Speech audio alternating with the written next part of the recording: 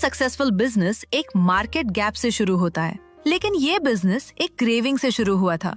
कुछ साल पहले कोयम्बटूर का एक यंग चार्टर्ड अकाउंटेंट अपनी स्टडीज के लिए मुंबई गया था। एक शाम उसने एक कुल्फी खाए। देखने में बिल्कुल ऑर्डिनरी थी, लेकिन पहली बाइट ने सब कुछ बदल दिया। ये वो कुल्फी नहीं थी जो उसने बचपन में खाई थी। ये ज्यादा क्रीमी थी, ज्यादा सॉफ्ट थी और मैंगो, कोकोनट, पान जैसे लोकल फ्लेवर्स से भरी हुई थी। उस वक्त उससे बिल्कुल अंदाजा नहीं था कि एक दिन यही कुल्फी उसकी जिंदगी का रास्ता बदल देगी और एक दिन इसी एक आइडिया से 100 से भी ज्यादा आउटलेट्स, मल्टीपल स्टेट्स और इंटरनेशनल प्रेजेंस वाला ब्रांड खड़ा हो जाएगा। लेकिन सबसे इंटरेस्टिंग बात ये नहीं है। असली कहानी ये है कि एक वक्त ऐसा भी आया था जब लोगों को लगता था कि असली कुल्फी का जमाना खत्म हो चुका है और उसी सोच को बदलने के चक्कर में ये ब्रांड लगभग सब कुछ दांव पर लगा बैठा था। ये कहानी है बॉम्बे कुल्फी आइसक्रीम्स की। जब मनीष कानकरिया अपनी स्टडीज कंप्लीट करके कोयम्बटूर वापस आए तो उन्हें मुंबई की ट्रैफिक या लाइफस्टाइल याद नहीं आ रही थी। उन्हें याद आ रही थी एक कुल्फी। सुनने में थोड़ा अजीब लगता है, लेकिन कई बार बड़े बिजनेसेस बहुत छोटी फ्रस्ट्रेशन से ही पैदा होते हैं। कोयम्बटूर लौटने के बाद उन्होंने कई जगह कुल्फी ट्राई की, ice cream parlours, dessert stores, local vendors, लेकिन उन्हें वो टेस्ट कहीं नहीं मिला जो मुंबई में मिला था। धीरे धीरे एक सवाल उनके दिमाग में बार बार आने लगा, अगर मुझे इतनी मिस हो रही है तो शायद और लोग भी इसे मिस कर रहे होंगे। ज्यादातर लोग ऐसे थॉट्स को इग्नोर कर देते हैं, लेकिन मनीष नहीं कर पाए। एक चार्टर्ड अकाउंटेंट होने के नाते उनकी आदत थी मार्केट में अपॉर्चुनिटीज ढूंढने की, और जब उन्होंने रिसर्च करनी शुरू की तो उन्हें एक सरप्राइजिंग चीज समझ आई। इंडिया में आइसक्रीम ब्रांड्स की कमी नहीं थी, लेकिन ऑथेंटिक कुल्फी को रिप्रेजेंट करने वाला कोई नेशनल ब्रांड ही नहीं था। कुल्फी हर जगह बिक रही थी, लेकिन किसी की ओनरशिप में नहीं थी, और यही गैप उनके लिए एक अपॉर्चुनिटी बन गया। कागज पर देखा जाए तो मनीष की लाइफ ऑलरेडी सॉर्टेड थी। सीए की degree, stable career opportunities, financial knowledge, secure future, वो सब कुछ जो लोग सालों तक मेहनत करके पाना चाहते हैं। लेकिन उनका ध्यान एक मिल्क बेस्ड आइसक्रीम पर अटक गया था। दोस्तों को ये आइडिया अजीब लगता था। कई लोग पूछते थे, फाइनेंस छोड़कर कुल्फी बेचोगे? लेकिन एंटरप्रेन्योर्स अक्सर वो पॉसिबिलिटीज देख लेते हैं जो दूसरे लोगों को नजर नहीं आती।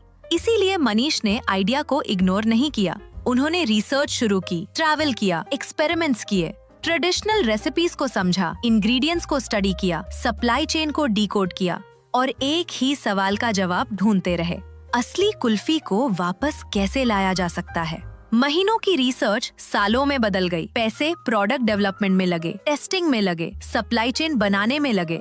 कई बार रेसिपीज फेल हुई, कई बार एक्सपेक्टेड रिजल्ट नहीं मिला, लेकिन मनीष जानते थे अगर टेस्ट परफेक्ट नहीं हुआ तो बाकी सब बेकार है। 2015 में जब बॉम्बे कुल्फी लॉन्च हुई, तब उनका सबसे बड़ा कॉम्पिटिटर कोई दूसरा ब्रांड नहीं था।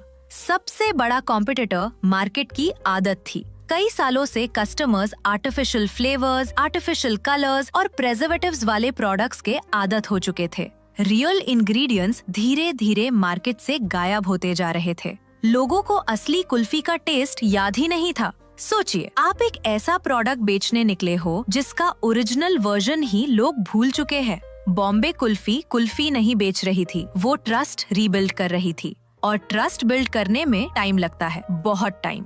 फिर आया वो मोमेंट जिसने बॉम्बे कुल्फी को डिफाइन कर दिया। एक ऐसा डिसीजन जो बिजनेस पॉइंट ऑफ व्यू से रिस्की था, लेकिन फाउंडर के लिए नॉन नेगोशिएबल था। मनीष ने डिसाइड किया कि क्वालिटी पर कॉम्प्रोमाइज नहीं होगा, चाहे कॉस्ट बढ़े, चाहे प्रोसेस मुश्किल हो, चाहे ग्रोथ स्लो हो। बॉम्बे कुल्फी सिर्फ और सिर्फ 100% A2 बफेलो मिल्क यूज करेगी। No khoya, no milk powder, no artificial flavours, no artificial colours, no preservatives, कभी नहीं।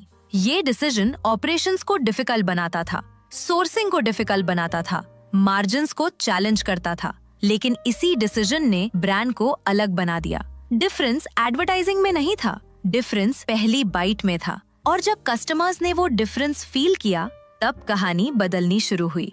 धीरे धीरे कस्टमर्स वापस आने लगे। एक कस्टमर 2 को लेकर आया, 2 4 को लेकर आए। वर्ड ऑफ माउथ बढ़ता गया और बॉम्बे कुल्फी का नाम भी, आउटलेट्स बढ़ने लगे, सिटीज बढ़ने लगी, स्टेट्स बढ़ने लगी।